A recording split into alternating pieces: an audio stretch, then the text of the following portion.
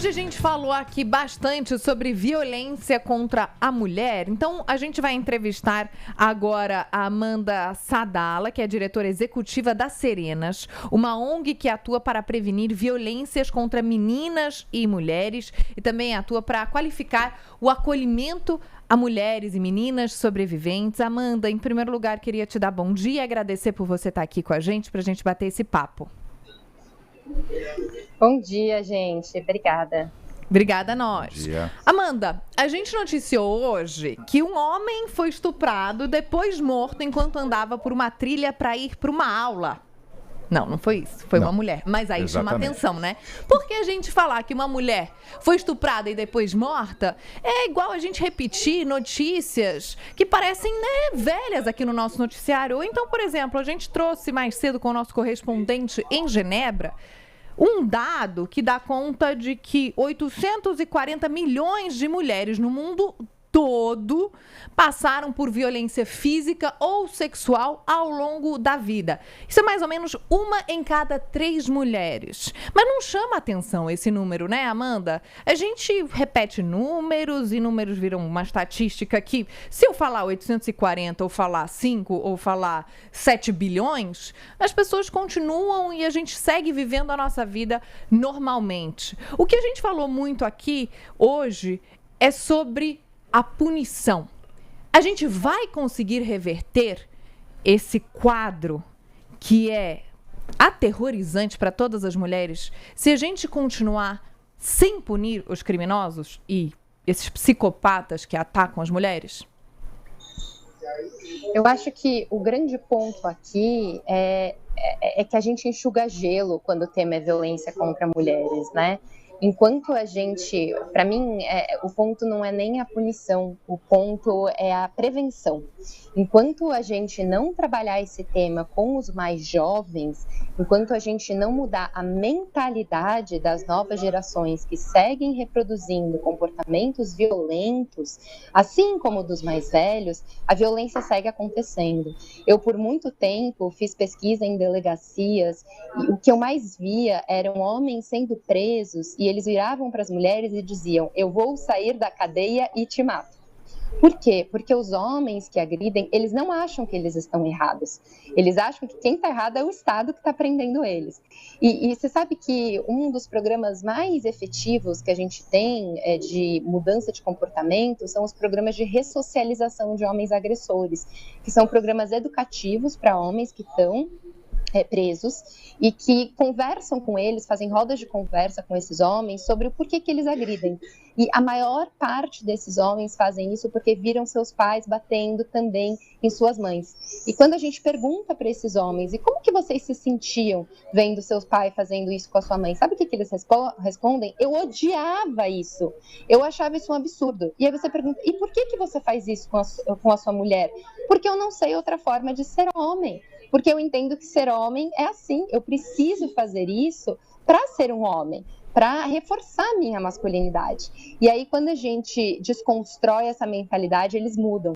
E você sabe que a gente, nas Serenas, a gente trabalha com os mais novos, né? E quando eu falo sobre isso com os meninos, eles, no final das rodas de conversa, eles vêm assim para mim e falam: nossa, Amanda, eu acho que eu tô fazendo isso com a minha namorada, esses comportamentos. E aí eu pergunto, mas e onde você aprendeu? Eles falam: ai, meu pai faz isso com a minha mãe. E eu detesto que ele faça isso. E aí eu pergunto, mas e por que você faz? Porque o meu pai faz, mas eu detesto que ele faça isso com a minha mãe, mas eu faço porque eu não sei ser homem de outro jeito.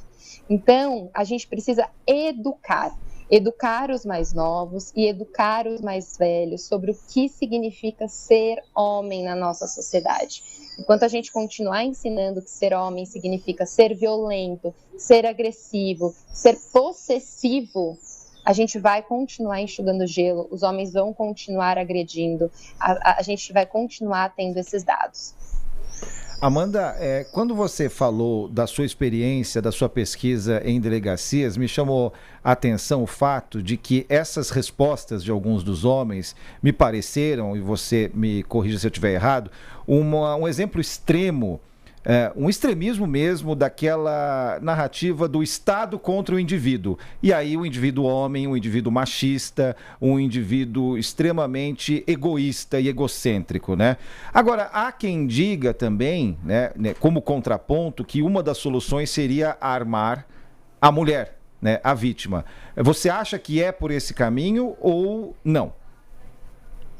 De jeito nenhum, porque a violência, para mim, só gera mais violência. Eu entendo que armar a mulher, primeiro que capacitação que essa mulher tem para lidar com essa arma, que proteção legal que essa mulher tem se acontece alguma coisa com ela. A gente tem diversos casos em que a mulher ela precisou se defender e ela que acabou presa.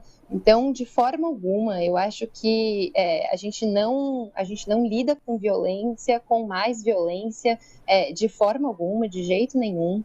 Eu entendo que o que a gente precisa são, primeiro, políticas públicas efetivas para lidar com os homens que agrediram. E aí, para isso, eu acho que não é nenhuma questão das penas serem mais duras. A gente tem um arcabouço legal bom no Brasil. O que acontece é que os processos eles tomam muito tempo e as pessoas que julgam os crimes elas não estão capacitadas. A gente tem, inclusive, juízes e juízas extremamente machistas que julgam as mulheres pelas suas atitudes. A gente tem policiais que ainda não estão capacitados para lidar com os crimes. Então, muitas vezes, essas mulheres elas são prejudicadas, porque na hora de julgar o crime, a gente não tem o que se chama de perspectiva de gênero.